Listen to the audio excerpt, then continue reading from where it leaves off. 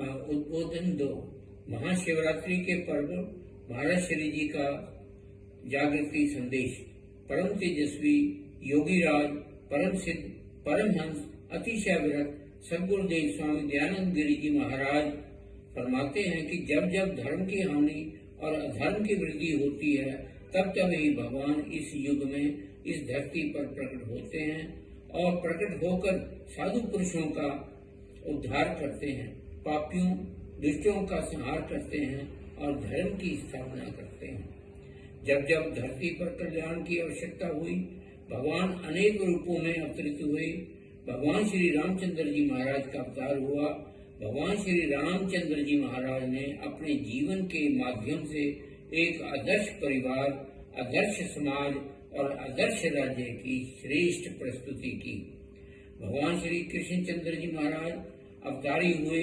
भगवान श्री कृष्णचंद्र जी महाराज ने यहाँ अपनी अनेक मनोरंजक लीलाओं के माध्यम से यह दर्शाया कि जीवात्माओं में परमात्मा के प्रति कैसे आकर्षण संभव हो सकता है। लौकिक के माध्यम से भगवान के प्रति अलौकिक प्रेम कैसे संभव हो सकता है। अपने अवतारी जीवन के माध्यम से भगवान जी ने हमें श्रेष्ठ शिक्षाएं दी। जब उन्हें लगा कि धर्म संकट में है तो चाहे कंस का वध हो, चाहे पूतना का वध हो, यदि फिर दुर्योधन दुशासन जैसे अधर्मियों और जैसे अंत करना हो, वीर अर्जुन के सारथी बनकर अधर्म पर धर्म की स्थापना करने के लिए दुष्टों का नाश किया। अर्जुन के माध्यम से गीता का उपदेश देकर जगत गुरु कहलाए। कृष्ण वंदे जगत गुरु, कृष्ण वंदे जगत गुरु, कृष्ण वंदे जगत गुरु और धर्म की ध्वजा फहराई। इस महाभारत के युद्ध में धर्म की विजय स्थापित करके भगवान श्री कृष्ण जी ने अपने अवतारी रूप को सार्थक किया, जिसे आज के सगुण साकार की भक्ति के सभी समर्थ स्वीकार करते हैं।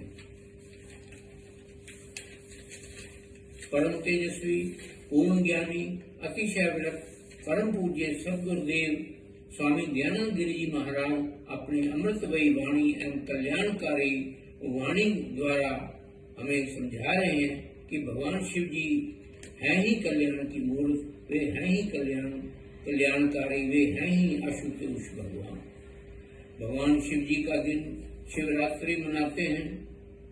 शम करोति इति शंकरा, भगवान शिव हैं ही ठंडा करने वाले, जो काम क्रोधाधीन भड़के विकारों को ठंडा करते हैं और शांत करते हैं।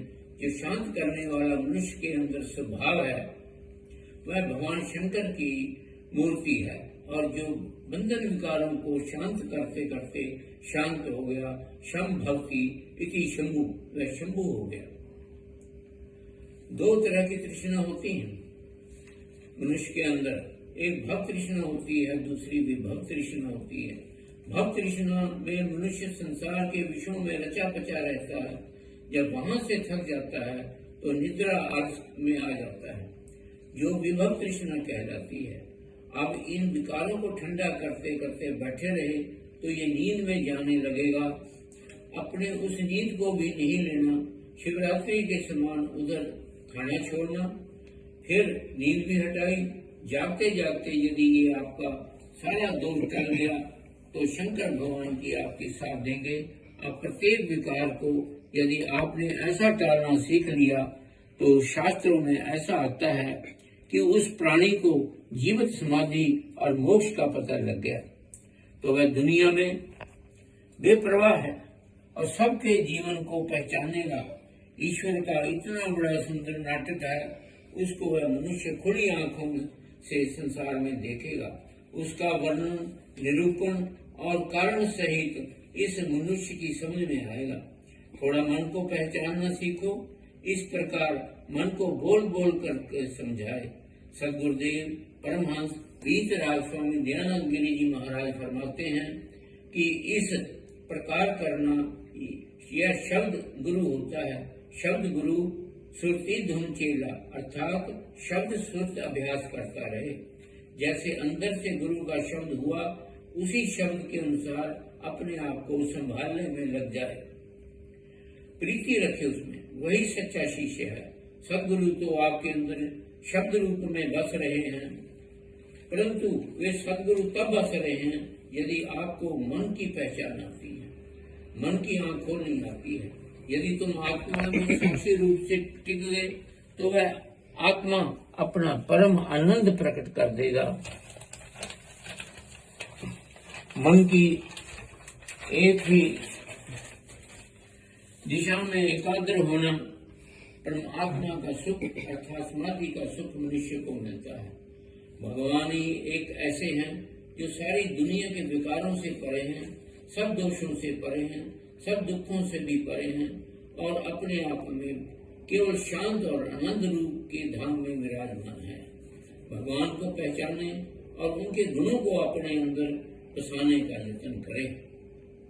भगवान के गुण यही हैं: संतोष, वैराग्य, क्षमा, धैर्य, मैत्री, दूसरों के सुख में सुखी होना, करुणा, दूसरे के दुख में दयावान होना, मुदिता, दूसरों की अच्छाई को पहचानना और उसके गुणों की मनोमन प्रशंसा करना, और उपेक्षा, दूसरों के अवगुणों को नहीं देखना, आदि आदि।